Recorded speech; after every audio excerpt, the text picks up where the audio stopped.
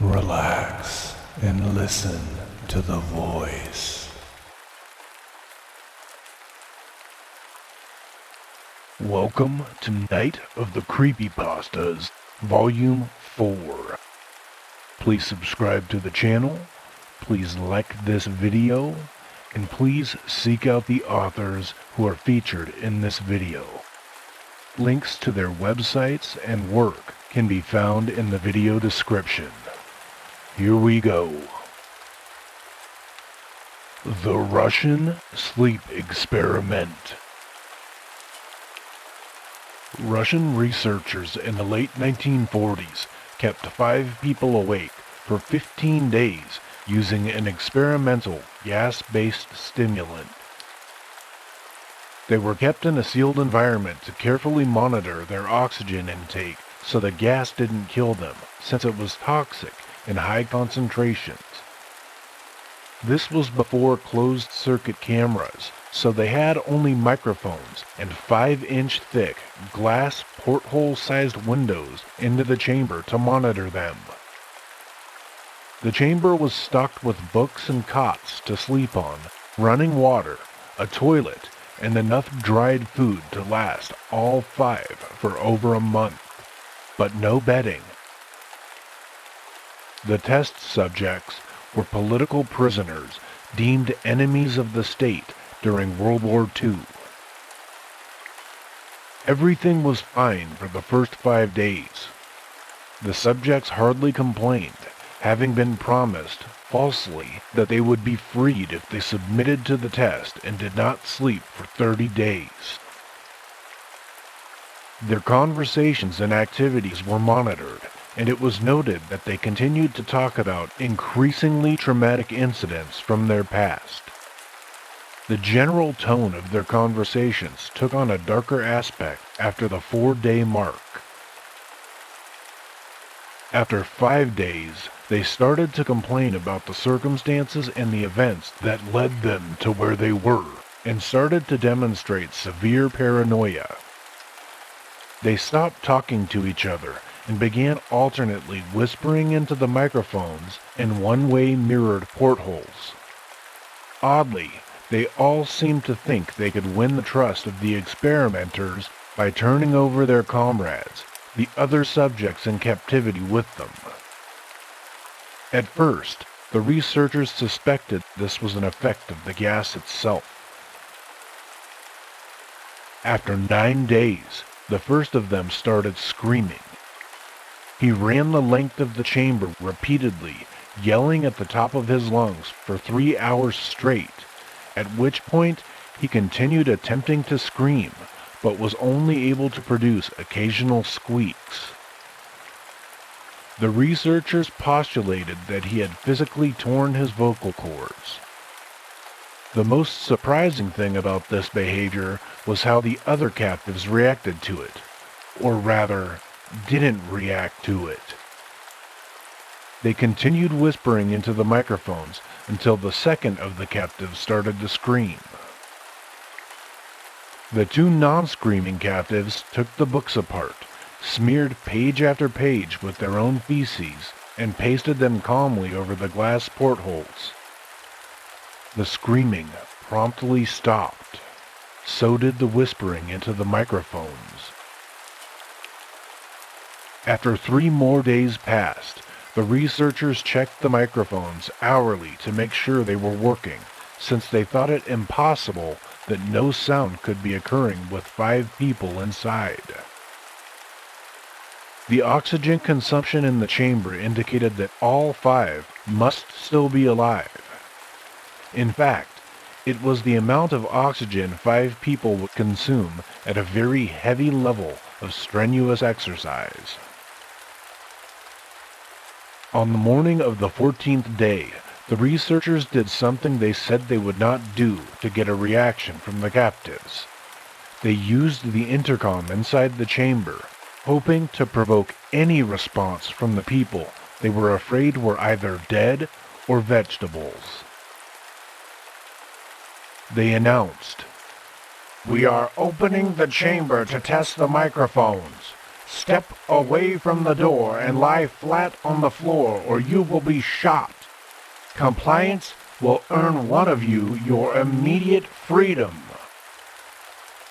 To their surprise, they heard a calm voice respond in a single phrase. "We no longer want to be freed."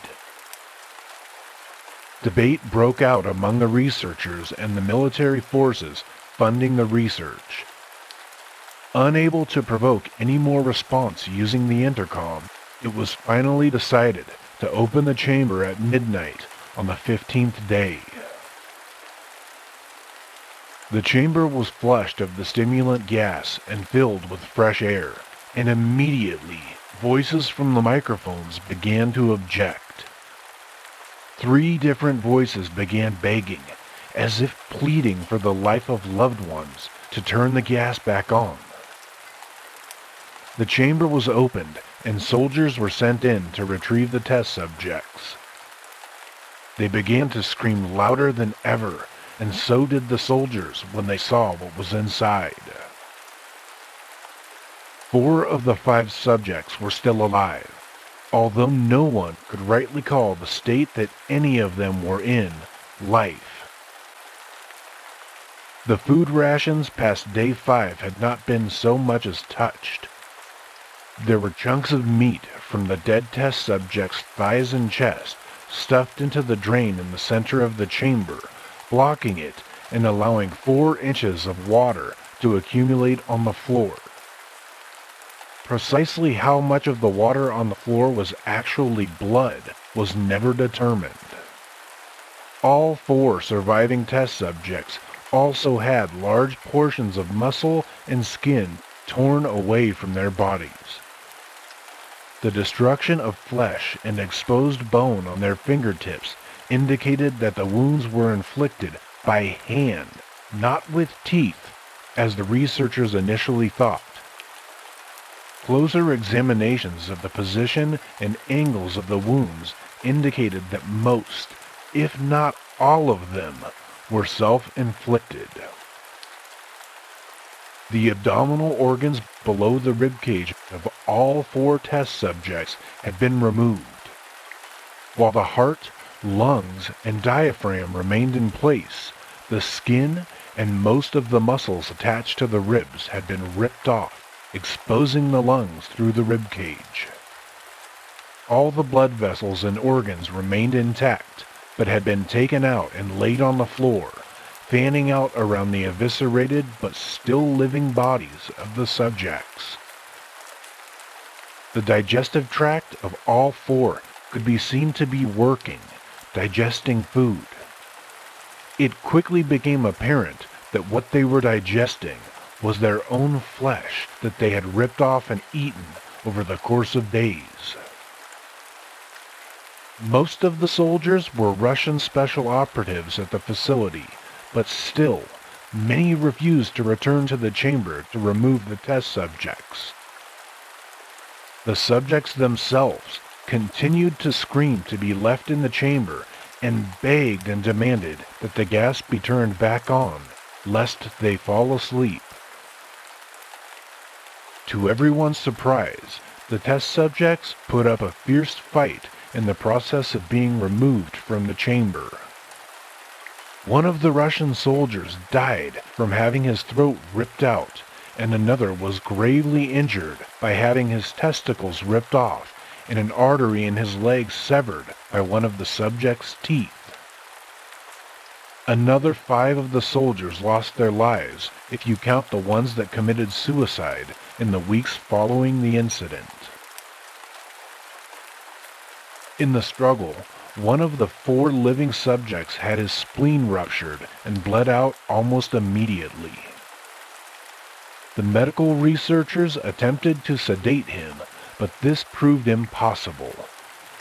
He was injected with more than 10 times the human dose of a morphine derivative and still fought like a cornered animal, breaking the ribs and arm of one doctor. His heart was seen to beat for a full 2 minutes after he had bled out, to the point there was more air in his vascular system than blood. Even after it stopped, he continued to scream and flail for another 3 minutes, struggling to attack anyone in reach, and just repeating the word, "More," over and over, weaker and weaker, until he finally fell silent. The surviving 3 test subjects were heavily restrained and moved to a medical facility. The 2 with intact vocal cords continuously begging for the gas, demanding to be kept awake. The most injured of the 3 was taken to the only surgical operating room that the facility had. In the process of preparing the subject to have his organs placed back within his body, it was found that he was effectively immune to the sedative they had given him to prepare him for the surgery. He fought furiously against his restraints when the anesthetic gas was brought out to put him under. He managed to tear most of the way through a 4-inch wide leather strap on one wrist, even through the weight of a 200-pound soldier holding that wrist. It took only a little more anesthetic than normal to put him under, and the instant his eyelids fluttered and closed, his heart stopped. In the autopsy of the test subject that died on the operating table, it was found that his blood had triple the normal level of oxygen. The muscles that were still attached to his skeleton were badly torn, and he had broken 9 bones in his struggle to not be subdued. Most of them were from the force his own muscles had exerted on them. The second survivor had been the first of the group of 5 to start screaming. His vocal cords destroyed, he was unable to beg or object to surgery, and he only reacted by shaking his head violently in disapproval when the anesthetic gas was brought near him. He shook his head yes when someone suggested, reluctantly, that they should try the surgery without anesthetic, and did not react for the entire 6-hour procedure of replacing his abdominal organs and attempting to cover them with what remained of his skin. The surgeon presiding stated repeatedly that it should not be medically possible for the patient to still be alive. One terrified nurse assisting the surgery stated that she had seen the patient's mouth curl into a smile several times whenever his eyes met hers. When the surgery ended, the subject looked at the surgeon and began to wheeze loudly, attempting to talk while struggling. Assuming that this must be something of drastic importance, the surgeon had a pen and a pad fetched so the patient could write his message. It was simple. It said, "Keep cutting." The other 2 test subjects were given the same surgery, both without anesthetic as well, although they had to be injected with a paralytic for the duration of the operation. The surgeon found it impossible to perform the operation while the patients laughed continuously. Once paralyzed, the subjects could only follow the attending researchers with their eyes. The paralytic cleared their system in an abnormally short period of time, and they were soon trying to escape their bombs. The moment they could speak, they were again asking for the stimulant gas.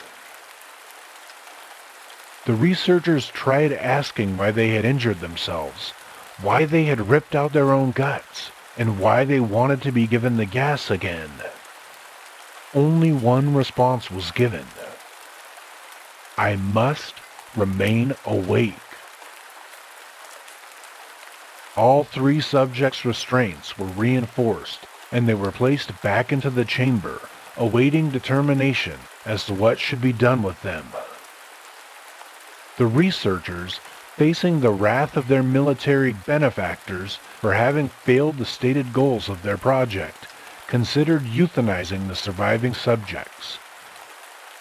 The commanding officer, an ex-KGB, instead saw potential and wanted to see what would happen if they were put back on the gas.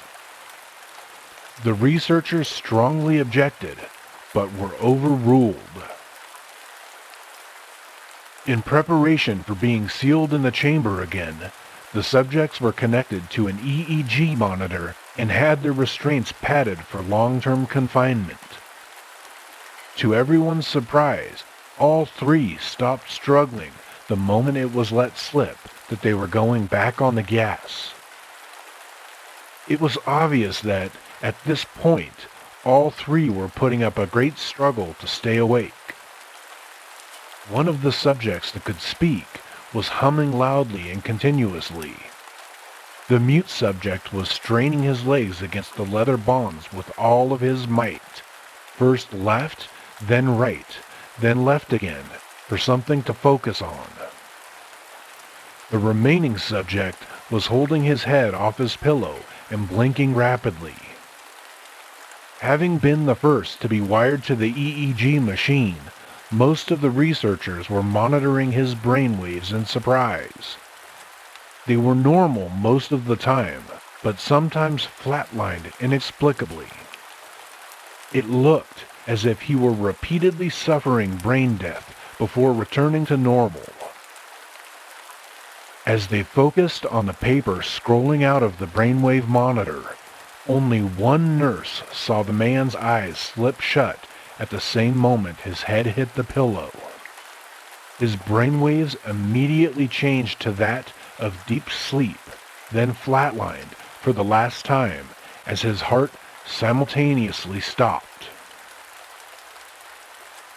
The only remaining subject that could speak started screaming to be sealed in now.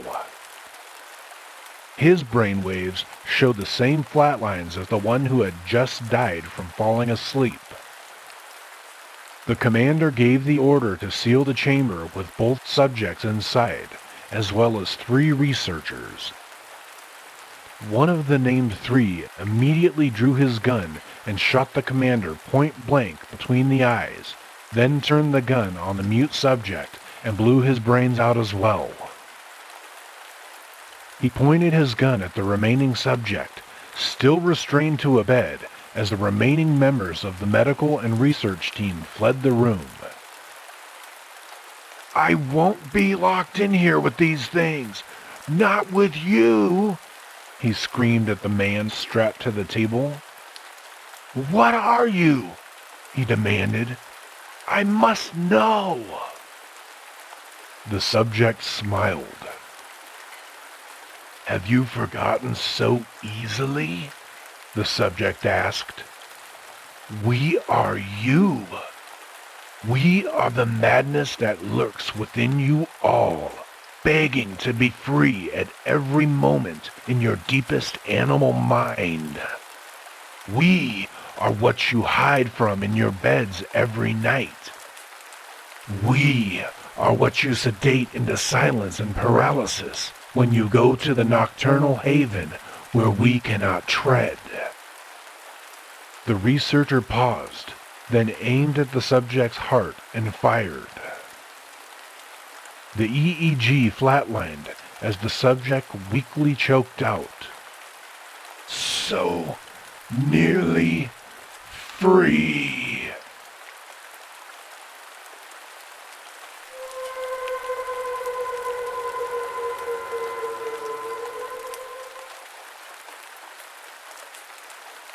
My girlfriend talks in her sleep. Part 1. If I'm being honest, I ignored the warning signs. I mean, wouldn't you?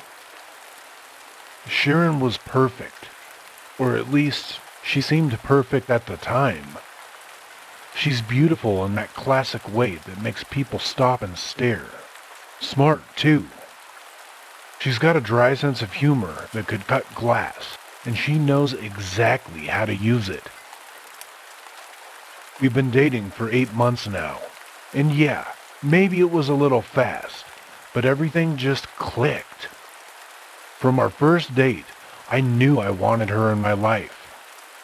She felt like the total package, someone I could actually see myself building a future with. Looking back, there were little things I should have paid more attention to. It started on our fourth date. We were sitting on her couch, drinking wine, when she brought it up. "I should probably warn you about something," she said, swirling her glass. I raised an eyebrow, already half in love with her. "Oh, what's that?"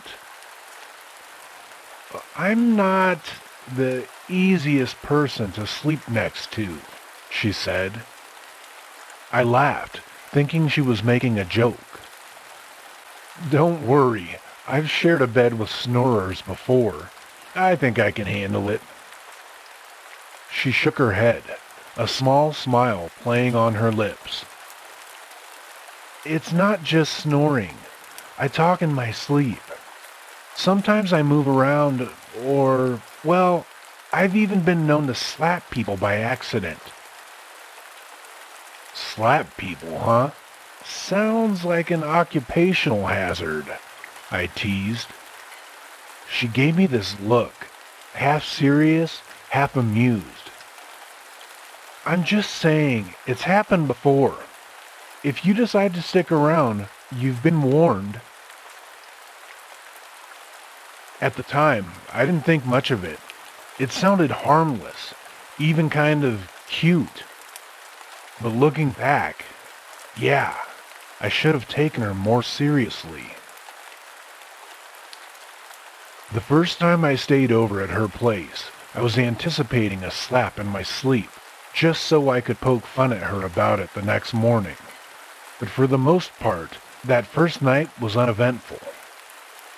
She tossed and turned a little, muttering what sounded like random gibberish. "Not the red one," and "don't let it fall." I barely noticed. Over the next few weeks, her quirks started to come out more.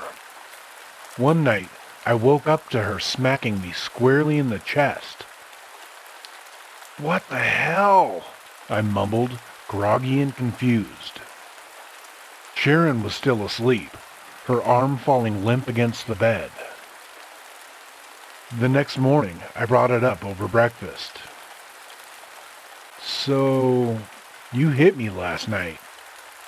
She almost choked on her coffee, her eyes wide with mock horror. "I did?" She grinned, shaking her head. "Maybe I was dreaming about Aaron." Aaron was her ex-husband. She didn't talk about him much, but from what I gathered, their divorce had been messy. The way she said his name, half joking, half bitter, made me wonder if there was more to the story. Still, I laughed it off. At the time, it didn't seem like a big deal.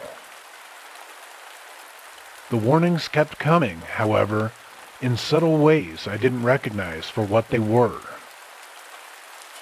A few weeks into staying over, Sharon brought it up again one night as we got into bed.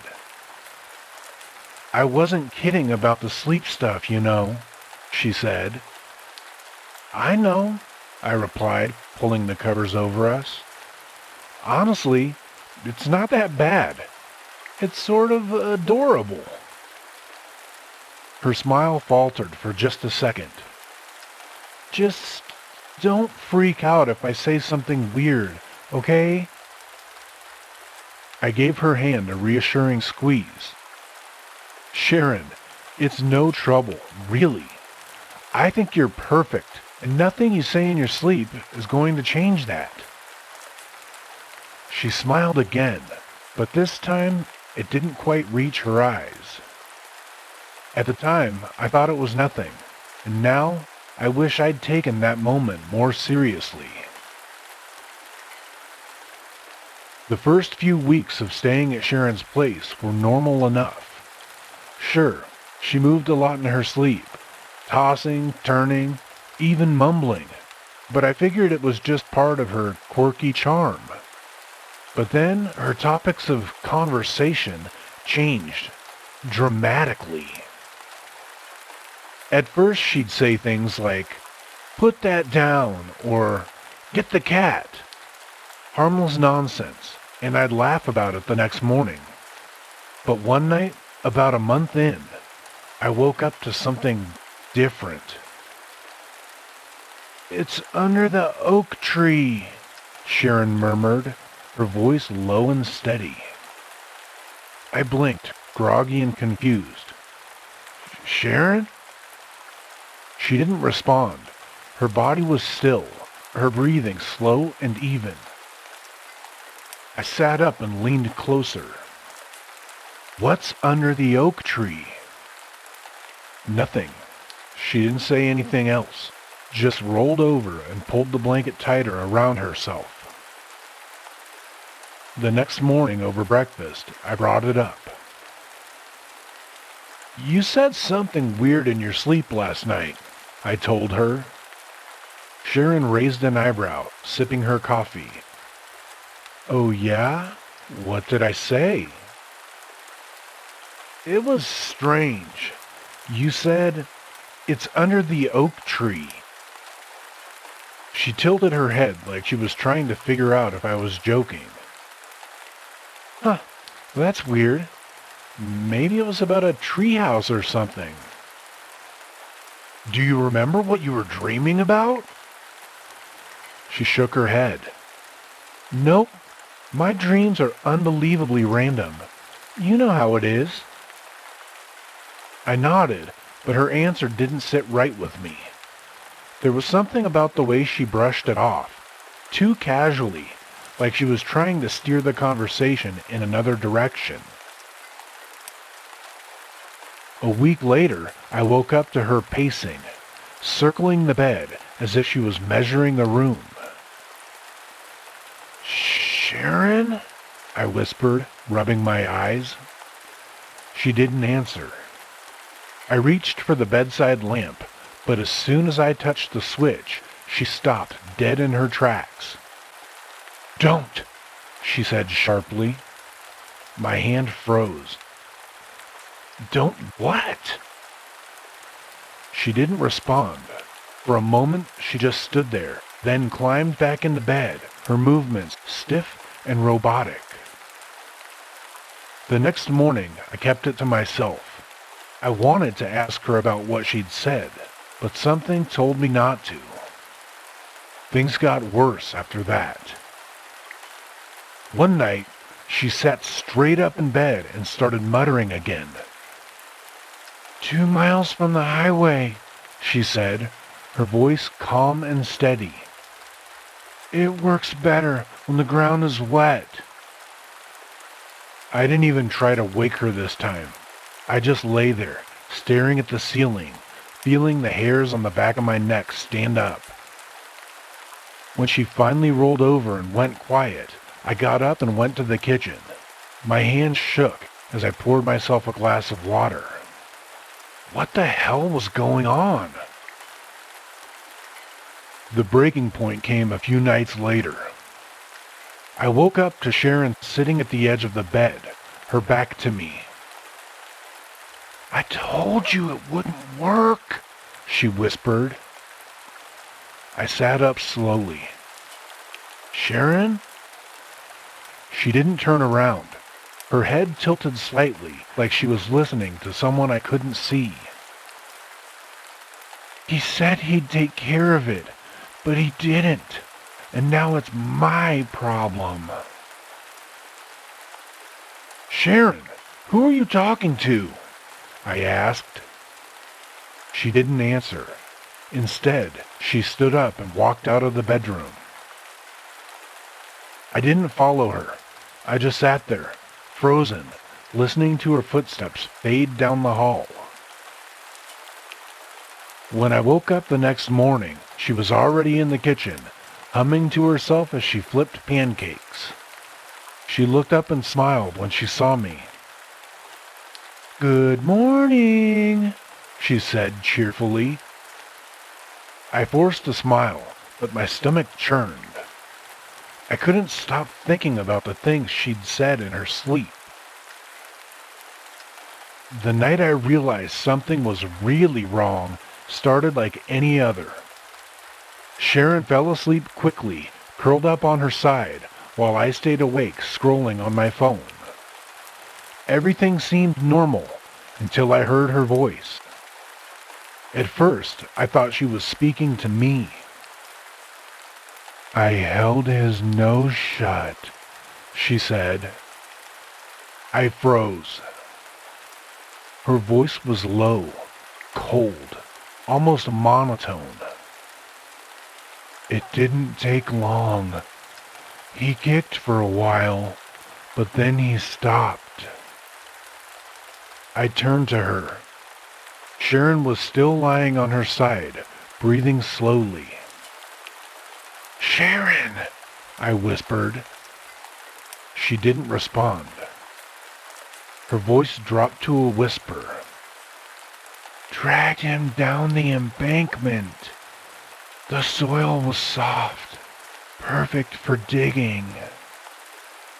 "What the hell?" I muttered under my breath.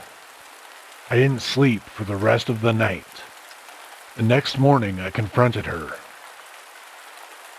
"You were talking in your sleep again last night." Sharon glanced up from her coffee, looking amused. "Oh, no, really? What did I say this time? I hope it wasn't anything embarrassing." I hesitated. You said something about suffocating someone and digging a grave." She frowned. "That's weird. Maybe a nightmare about one of those crime shows I watch. You know how much Netflix I binge." She laughed, but it didn't feel genuine. "You don't remember what you were dreaming about?" I pressed. Sharon shook her head. "No, sorry. Honestly, Chris, I never remember any of my dreams."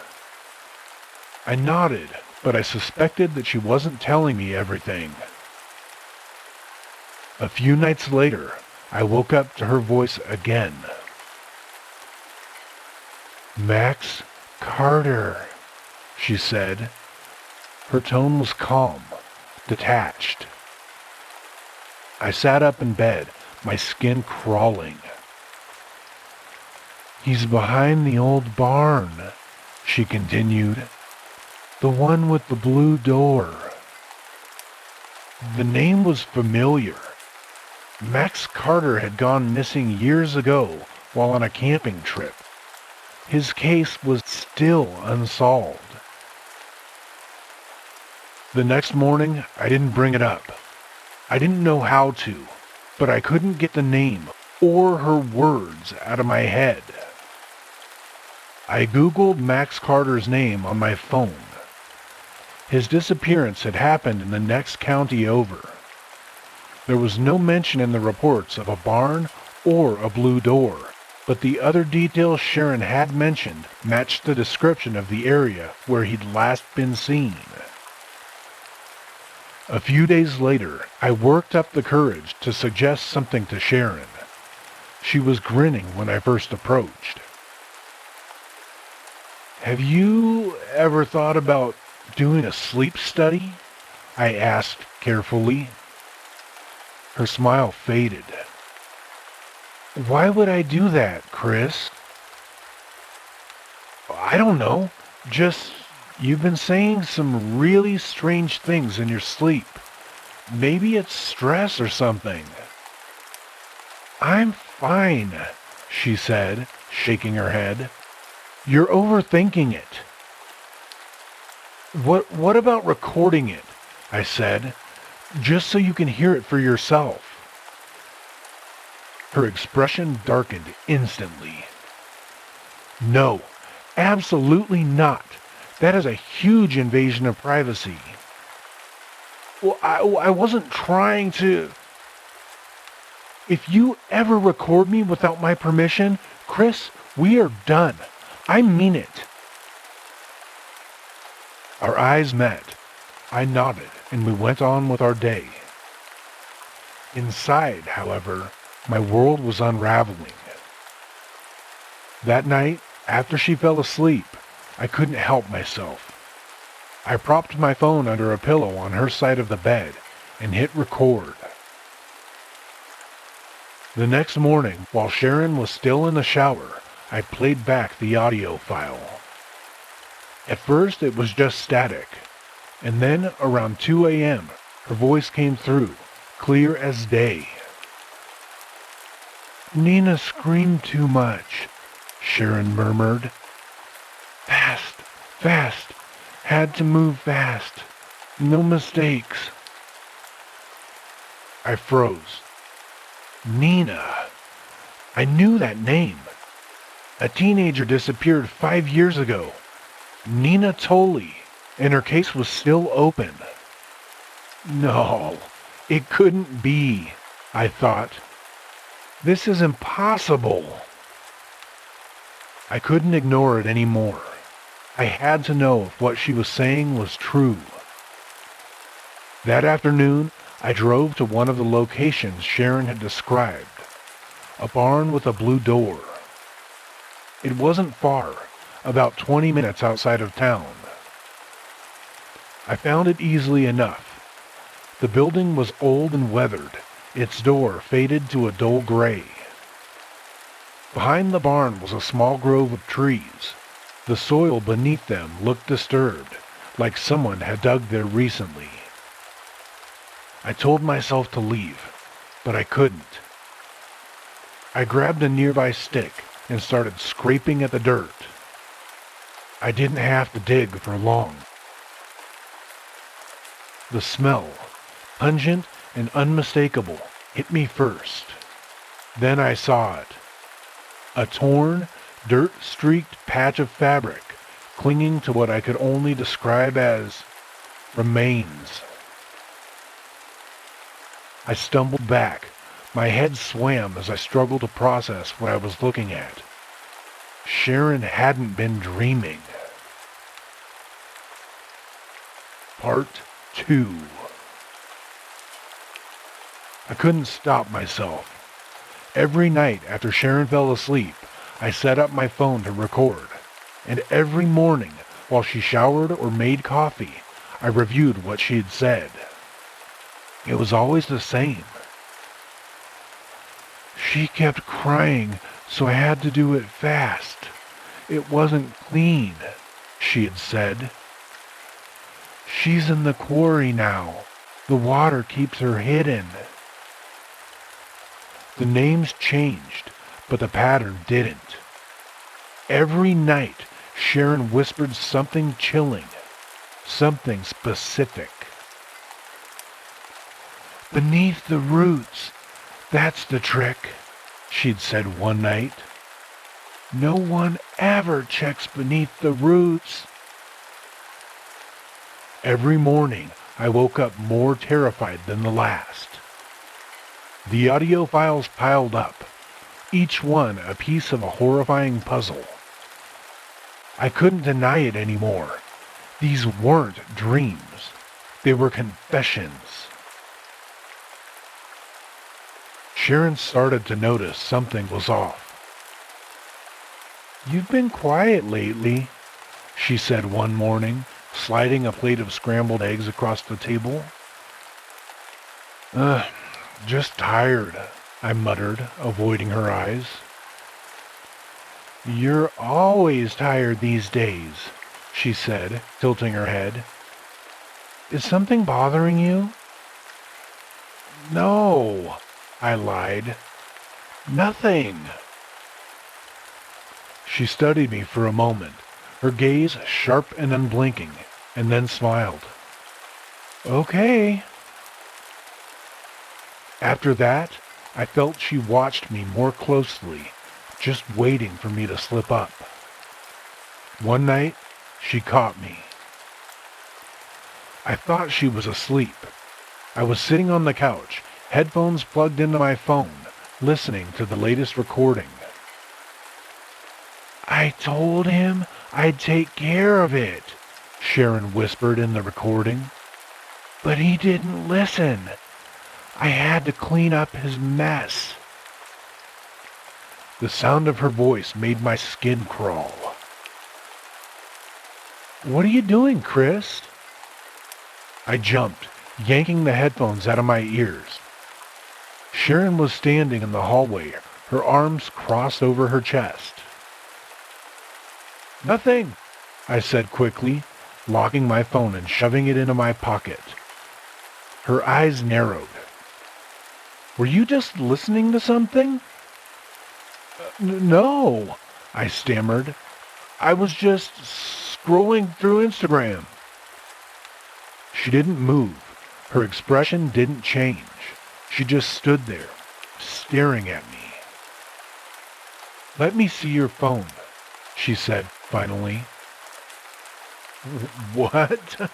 I said, laughing nervously. I said, give me your phone, Chris. Why? Because I think you're lying to me. I stood up, trying to keep my voice calm. Sharon, you're being ridiculous. Am I? She said, taking a step closer. You've been acting weird for weeks. Avoiding me, locking your phone. What are you hiding? Nothing, I said. Why would you think I... Then let me see it, she said, cutting me off. No. The word came out sharper than I'd intended. Sharon's voice was cold and flat. You recorded me, didn't you? A wave of dread washed over me. I don't know what you're talking about. She took another step forward. While I was sleeping, you recorded me. Admit it. Sharon, I... Give me the phone, Chris. No. She lunged at me, her fingers clawing for my pocket. I stumbled back, trying to push her away, but she was relentless. Give it to me!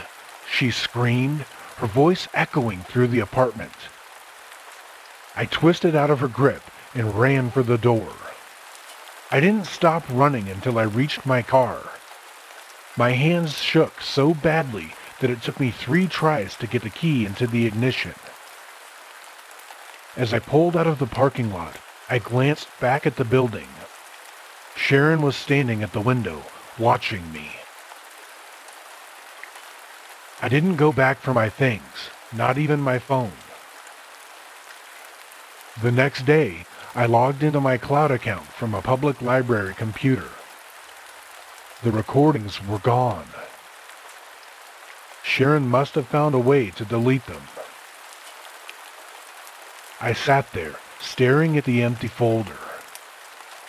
All the evidence, every scrap of proof, was gone. I didn't go to the police. I couldn't. What was I supposed to say? That my girlfriend confessed to a dozen murders in her sleep? That I found a body exactly where she said it would be? They'd laugh me out of the station, or worse, they'd think that I was involved. And without the recordings, I had nothing but my word. Instead, I did the only thing I could think of. I ran. I drove straight to the next town over, checked into a cheap motel, and spent the rest of the night staring at the cracked ceiling, trying to figure out what the hell I was going to do. The next morning, I bought a new phone with cash. It was nothing fancy, just a basic model that could make calls and access my cloud account. Not that it mattered. The recordings had vanished. Every file I'd backed up had been erased. She'd found a way to delete them. For weeks, I stayed in the motel, keeping my head down and jumping at every sound outside my door. I just knew Sharon was out there, watching, waiting for the right moment to strike. I avoided social media, too afraid she would use it to track me down. The only thing I kept up with was the news. Every morning, I scrolled through local crime reports, praying I wouldn't see her name, or worse, hear that another body had been discovered. At first, there was nothing. No missing persons or disappearances. No murders. And for a moment, I let myself believe that maybe I'd scared her enough to stop. Then the killings started again. It was small things at first. A man found strangled in his home. A woman's body pulled from a lake, both in neighboring counties. The circumstances eerily similar to the stories that Sharon had whispered in her sleep. I told myself it was just a coincidence. It had to be. But then it got closer. A teenage girl went missing from my hometown. Her bike found abandoned on the side of the road, just a mile from where I grew up. A week later, her body was discovered in a shallow grave beneath a grove of trees. I couldn't breathe when I saw the report. The site matched Sharon's description exactly. Beneath the roots. That's the trick. No one ever checks beneath the roots. It was her. It had to be. The breaking point came when the news reported another victim. My cousin, Riley. Riley and I weren't close, not anymore, but we'd grown up together. She was the kind of person who lit up every room she walked into, always smiling and laughing. When I saw her name on the news feed, I felt like the floor had been ripped out from under me. The reporter said she'd been found near the same grove where the teenager's body had been discovered. They didn't give any details, but I already knew what they weren't saying. I knew it was Sharon. For days, I couldn't eat or sleep. All I could think about was Riley, how I could have stopped this if I'd done something sooner, if I'd gone to the police or told someone, anyone, about what Sharon had said. But I hadn't. I'd run away like a coward, and now Riley was dead. The guilt was suffocating. I've made a lot of mistakes in my life, but running away from Sharon has to be the worst. I thought leaving would save me. I thought it would keep her from finding out how much I knew. But the truth is, it didn't save Riley. It didn't save anyone. I can't keep this to myself anymore. I don't care if no one believes me or if people think I'm crazy. Even if I put a target on my back, I have to tell someone. I have to do something. For days, I've sat here trying to find the right words. Words that might make someone believe me. Words that might stop her. But the truth is, I don't think it matters anymore. Riley is dead, and it's my fault. I can't stop seeing her face on the news. I can't stop hearing my mom's voice on the phone, shaking as she told me what happened. I could have done something. I could have stopped Sharon, but I didn't. I ran. My hands are shaking. My head is pounding and my chest feels tight, but I have to get it out. I just need someone to know. Her name is Sharon. She's smart, beautiful, perfect on the outside, and she's a murderer. She's confessed to everything. Max Carter, Nina Tolley, all of them. She described how she did it, where she buried them. I thought it was just dreams at first. God, I wanted to believe it was just dreams, but I found one of them. I dug where she said to dig, and there he was. I tried running.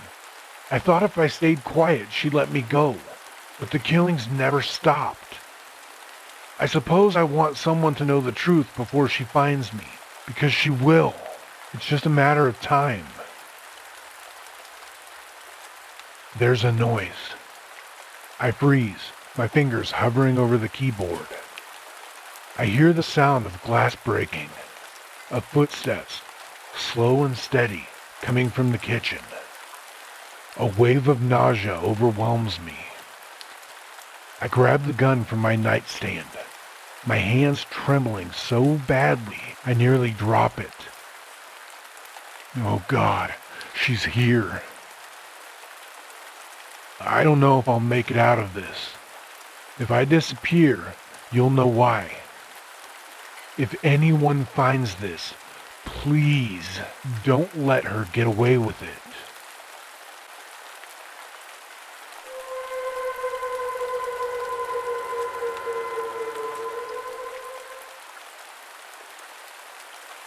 Hospitality. I've always been a creature of the city.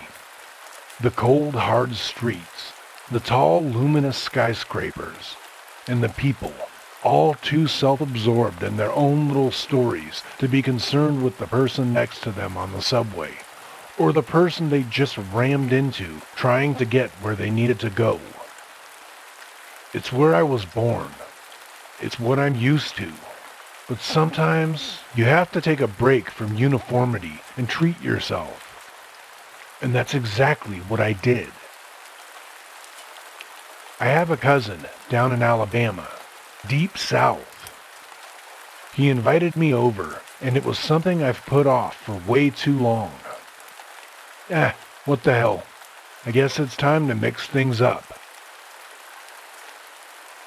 My plane landed after a 4.5-hour flight.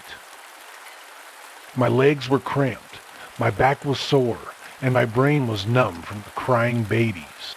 But regardless, we landed. I still had a long drive ahead of me before I could crash at my cousin's place. After I got off the plane, I went to baggage retrieval and then went to the car rental.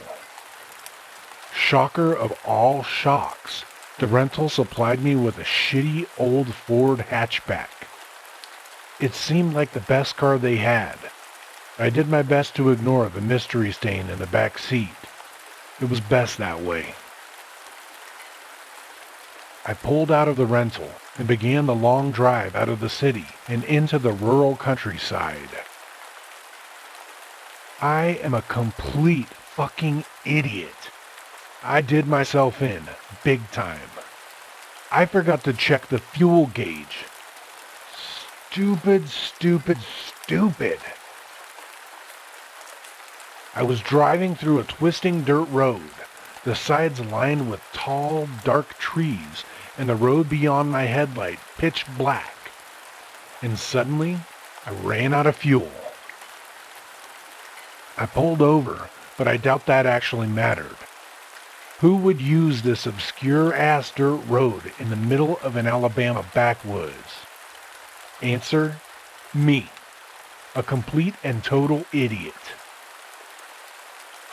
As I tried hard not to completely second-guess my decision to come here, I was having a real hard time with that, I got out of the car and stood on the side of the road. I looked at my cell phone, and sure enough, no service.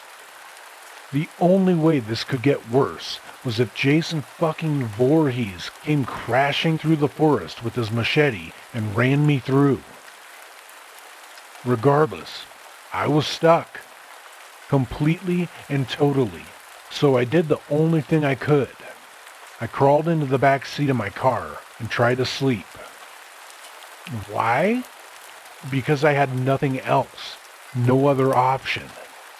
I couldn't make any calls, I couldn't drive anywhere, so I would sleep, and in the morning I would walk, through an Alabama backwoods.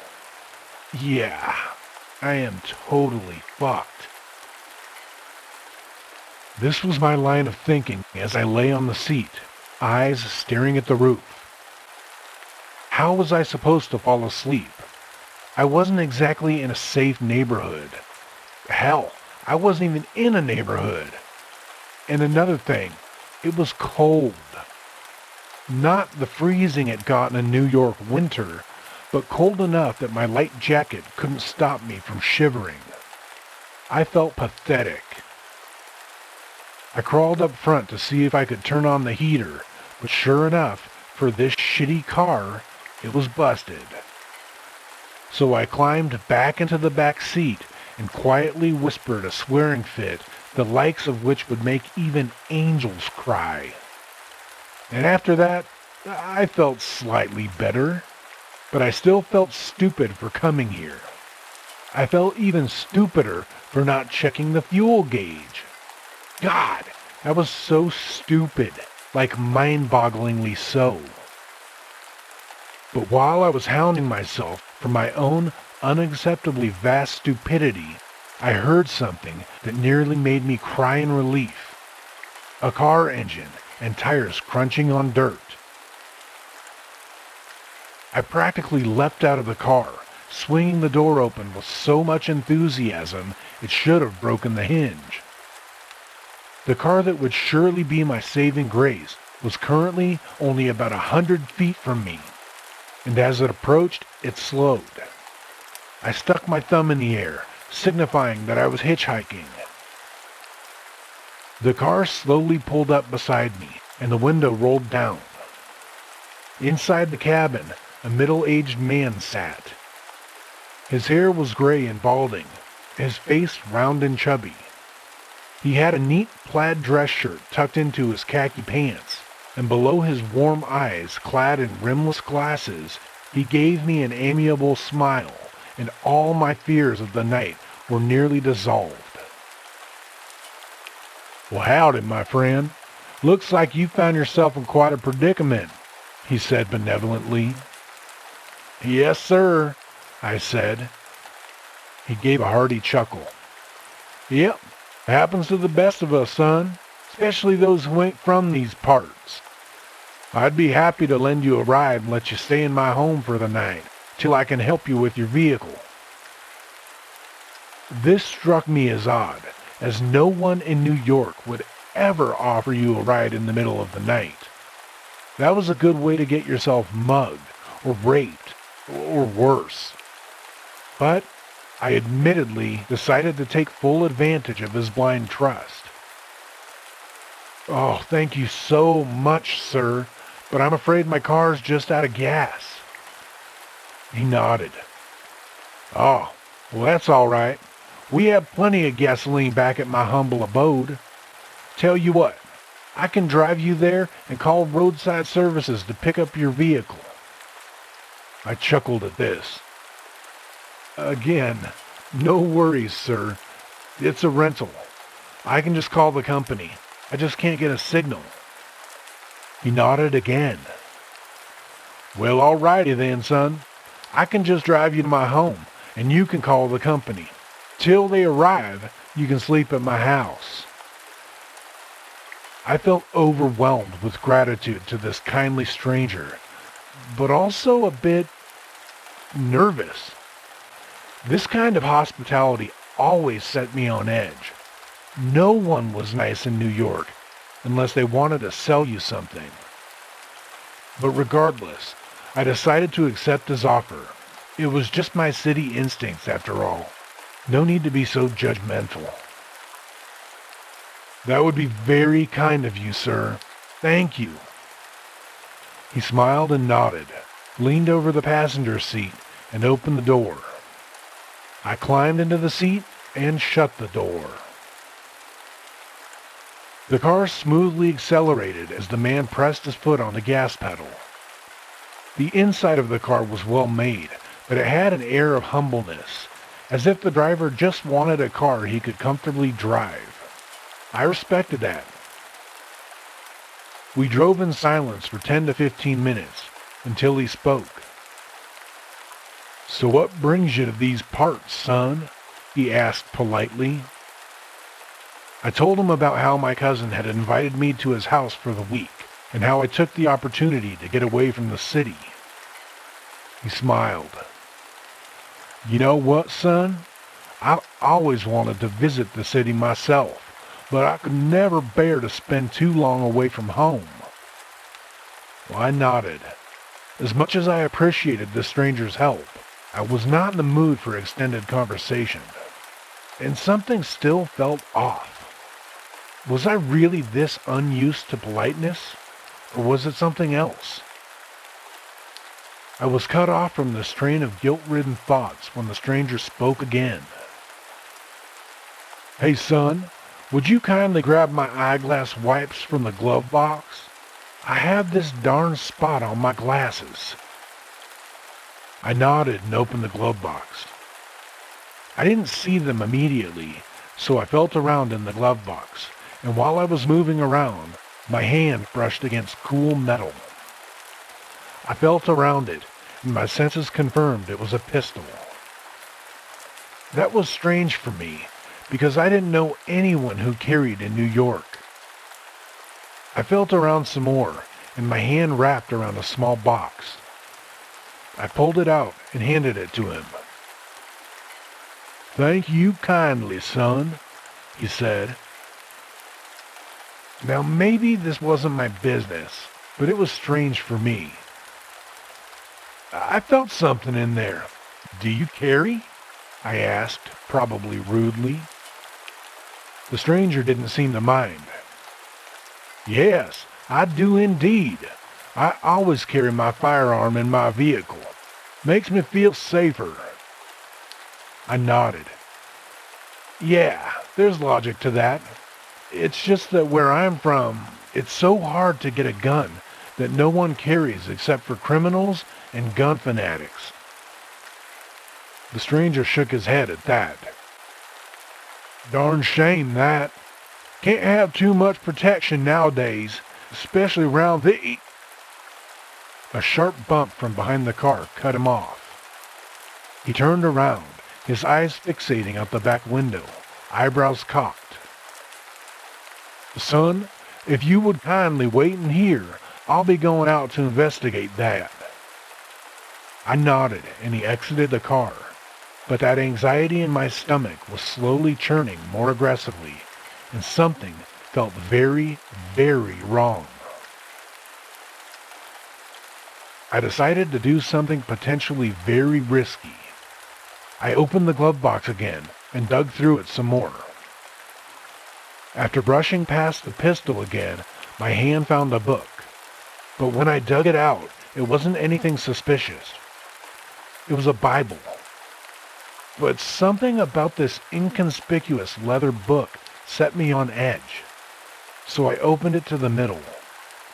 And there, sitting in the center of a carved-out section of paper, lay a camping knife. I ran my fingers along the edge of the blade, and I saw something that horrified me. The blade was tinted slightly red along the edge. My stomach felt like it knotted several times as I asked myself a question I should have asked long before I entered this man's vehicle. Why was a man with a car this high quality driving through the Alabama backwoods? I quickly closed the book and stuffed it back into the glove box. I heard the trunk close and his shoes crunching on the dirt as he slowly approached the car again. I saw his figure outside the door just before it swung open, and the man crawled back inside.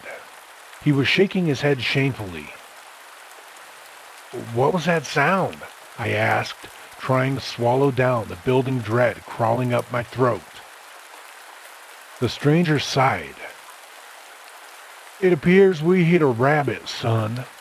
It was dead when I got out there, so I moved it out of the way." Suddenly, I was more acutely aware of the strange things he was saying. Like, why would someone pick up a rabbit's corpse? And why had the noise come from the trunk if we had hit a rabbit. Had it come from the trunk? Nevertheless, my suspicions went unvoiced, as I too shook my head at the falsified tragedy. Shame, I said. The stranger cleaned his glasses before repositioning himself at the wheel. Well, he said, no use crying over spilt milk. Let's keep on the move. We still got a good hour's drive ahead of us. As I made myself the very closest I could be to anything resembling comfort, I tried not to imagine what had actually made that noise, or what this guy was hiding. All I could think about was where I would be in the next hour, and what that meant for my personal health. We drove in silence for the next 20 minutes. The only sound, the purr of the engine, and the dirt underneath the car's tires. That, and my own heart, pounding in my chest so hard I was surprised the stranger couldn't hear it. Or, my brain thought horribly, maybe he does hear it and is just used to his victims' hearts doing the same. As we drove, my mind began racing, trying to formulate a plan on how to get out of this car. The best plan I had was saying I needed to take a piss and then bolting while I was free. But the stranger would probably just chase me, and I seriously didn't want to be chased through an Alabama backwoods by a knife-wielding Jesus freak. So I kept coming up with ideas. My best bet was using the gun to shoot the stranger and then driving back to civilization. But that would require proof of the stranger's psychotic nature, so I was stuck for the moment. Finally, I decided what I needed to do. I would get the stranger out of the car by saying I saw something on the side of the road. If he got out to investigate, I would get out of the car, grab the gun, and go around to the back of the car to look in the trunk. This was an older car, so the trunk should have a latch. And he didn't have a key when he went to check the trunk, so it couldn't be locked. So I pretended to stare at something on the side of the road. "Is that a dead deer?" I said.